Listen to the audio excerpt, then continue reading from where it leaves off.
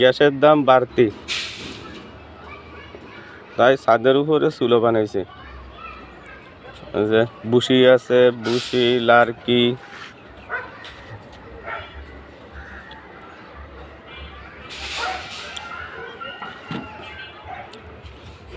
গরিব মানুষ তো এক চাচার বাসায় ছাদে আর কি এই যে চুলো বানাইছে। এই চুলো হয়েছে গিয়া চাচার, আর এই দুইটা হয়েছে গিয়া আমাকে। রান্না চলতেছে, চুলায় ভাত উড়াইয়া এই ছাগলটা কিনছি।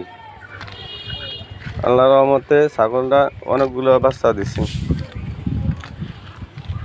মেলাটি বাচ্চা দিছে। আবার এরা আছে, দুইটা আছে, এটা অনেক বড় বড় হয়েছে। ওগুলো কোরবানের সময় বিক্রি করে দিন। এই ছাগলটা অনেক লক্ষ্মী।